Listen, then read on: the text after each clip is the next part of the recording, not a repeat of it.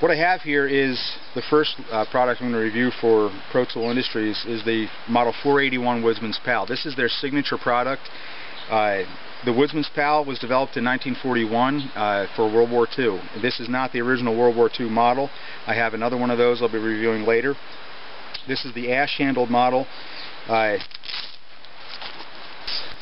Is it a machete? Is it an axe? Is it a bush hook? What is the Woodsman's PAL? It is, yeah, it's all those things. This is a wilderness multi-tool, and to tell you the truth, the first time I saw Woodsman's PAL, I thought, wow, I didn't quite get it. I'm a straight machete guy.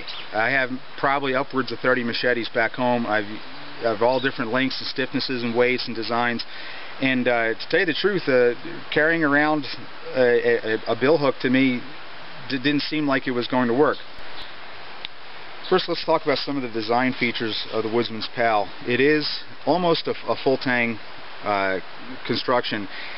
You can see the handle there.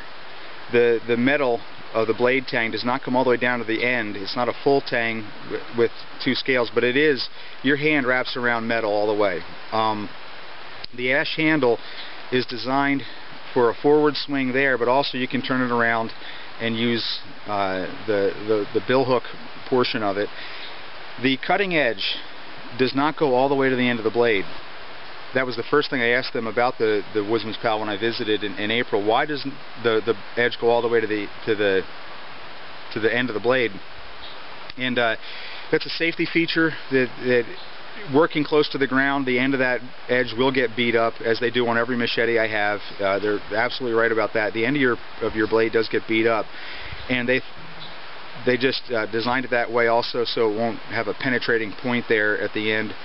That's the way they did. Now, if you don't like that, you can always have that ground out. The bill hook, that's the thing that grabs your attention right away. There's a hook on the back of this machete. To tell you the truth, when I first picked up the Woodsman's PAL, I thought, now what am I going to use that hook for? Until you start using it in the bush, it doesn't really make a lot of sense. But as soon as you start using the hook, the hook starts growing on you. That I started using the hook for more and more things. This allows you to reach up and grab things, or reach down and grab things, or reach into places that you don't want to put your hand and pull things out. It's a very handy tool. It also allows you to reach right down to the ground and snap stuff off at ground level, which we used this yesterday to clear this whole clearing. I found it very useful. There's a notch in the blade here, and that notch is so that you can hold the Woodsman's PAL by the blade, and that prevents you from slipping down onto the hook, but you can use it to dig with. We haven't had to do any digging with it on this trip, but that's what that is all about. You can also grab the back of the blade and use it like a draw knife, or you can grab your blade there and push with it.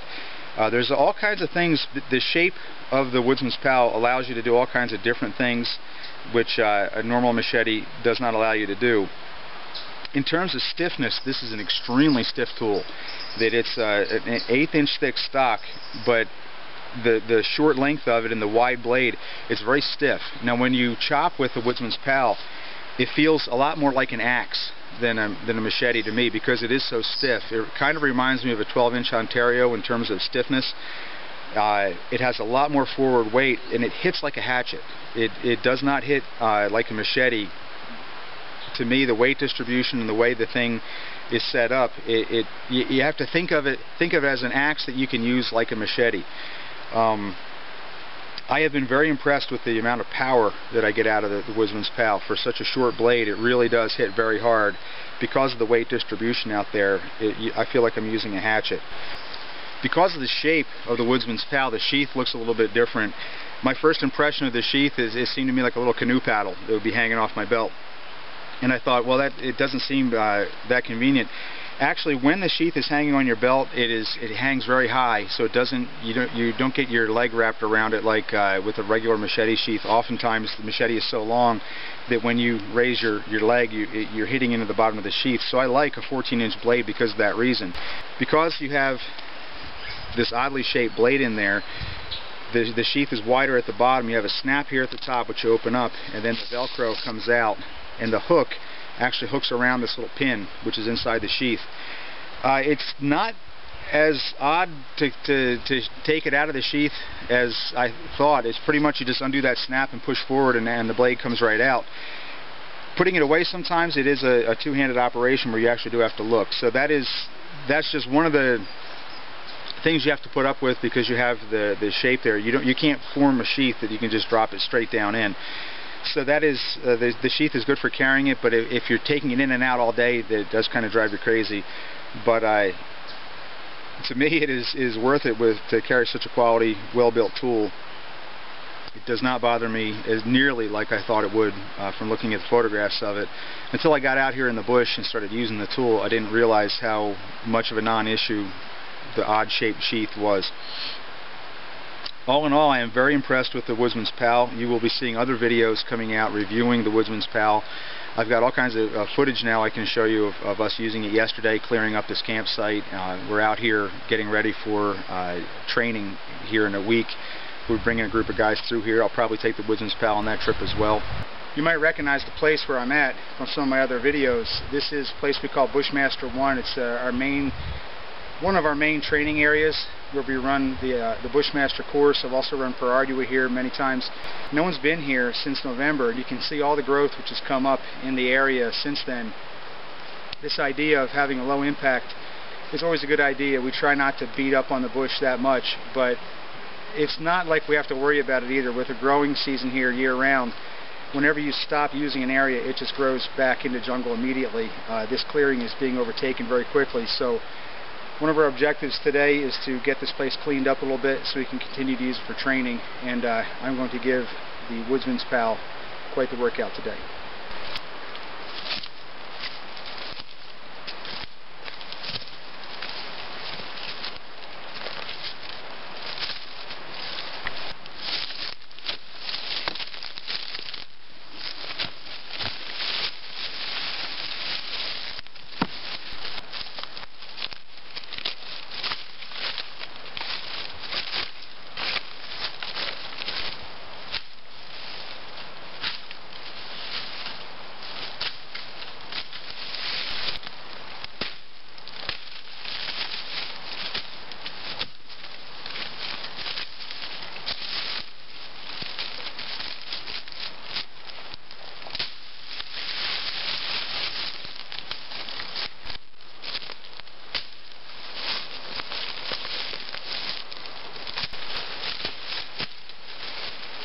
Now the hook, I'm liking the hook. At first, when I picked it up, I thought, do I want that hook all the time? But the hook allows you to reach down and just cut things off right at the base. It's actually much less dangerous than swinging down at that level, because you're always bent over and you're swinging down towards your feet. But the hook just reaches in and snaps this stuff right off. This clearing is full of stuff like this, and with the hook you just cut them off.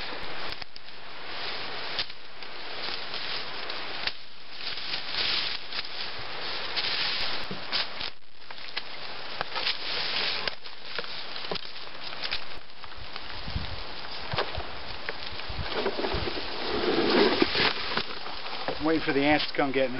This is probably loaded with them.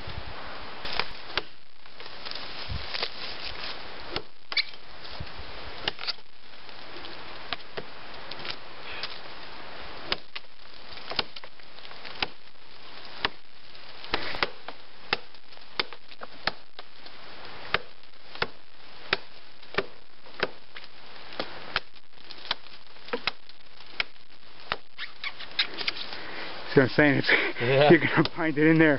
Don't lose my tool.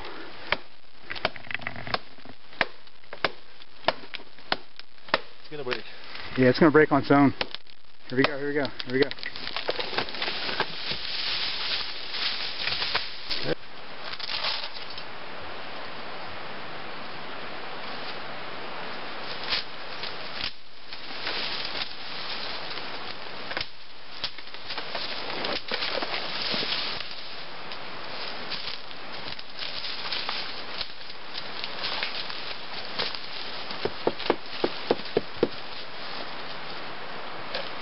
Okay, this here is an Mbauba. Mbauba trees are one of our prime friction firewoods here in the Mata Atlantica, and it just so happens we need a section of this to take home for our bushcraft course, so it'll be nice and seasoned and dried out. And this one happened to fall across our trail in the months that we've been gone, so we're going to take a section of this out and split it so it'll be nice and dry. The problem with Mbaúba is that this is a hollow tree, and the inside of this thing are usually colonized by ants. So I don't know if we're going to get invaded by ants. We'll see. If this thing opens up and ants pour out of it, don't be surprised. We're going to take this thing apart right now with the Model 481 Woodsman's PAL. This is the standard model with the ash handle. Extremely comfortable handle to use. I really enjoy the handle on the Woodsman's PAL. Come on, let's get a close up here. Let's see. This is the 481 model of the Woodsman's PAL. Haven't really done anything much to this other than I did sharpen the edge the way I like it. I've just got a nice convex edge on there. I did a little bit of, just a minor bit of sharpening on the hook. The Woodsman's PAL comes with an ash handle and American ash handle, as they would say there at Pro Tool. The wrist lanyard is kind of a misnomer. I don't like to use a wrist lanyard around my wrist like this because it kind of flops around. What I'd like to do is take your thumb, put it through there, wrap it around the back of your hand, and it becomes rock solid. And so that's how it can't slide off your hand. In fact, you know, if I can open my hand totally and it lose my grip totally on the tool, and it won't fly out of my hand that way. How long of a section do you think, Belt? Yeah, that's big enough. The section that's across the trail here? Yeah, big enough. Whoa! That was fast. That was fast. The top end of it broke off. Man, you see how deep that pit? Yeah. Look at that.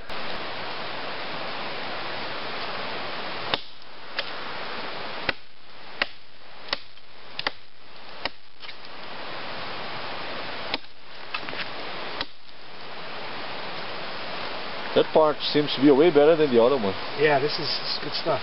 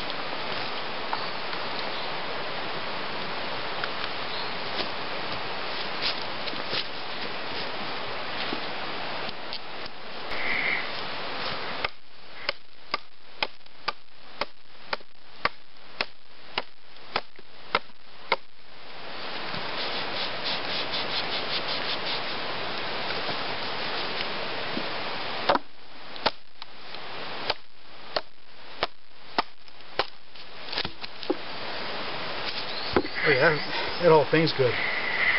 You can see, look at that. It's not all eaten apart with the termites. Now I'm liking the Woodsman's PAL. With the lanyard around the back of the hand like that, it's very secure in the hand too. You really feel like you can lay out as much power as you can generate with your arm and not feel like you're about to lose grip on the tool. I'm very happy with its performance.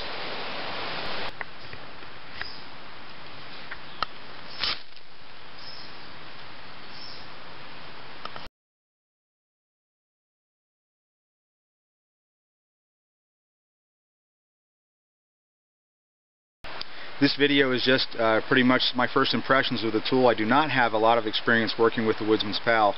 I aim to change that. I have another 2 years down here in Brazil, and we will be getting out to the bush, and you will be seeing more of the Woodsman's PAL.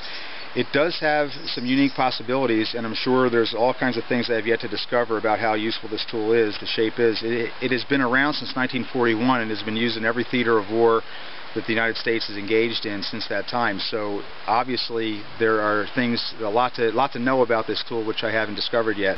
I look forward to discovering some of the new possibilities of an old classic tool such as the Woodsman's PAL. I do have another model of the Woodsman's PAL that I'll be reviewing, the military version, the LC14B version, and some other items from Pro Tool Industries which I think you're going to like. So stay tuned for more Woodsman's PAL here on the Colhane channel.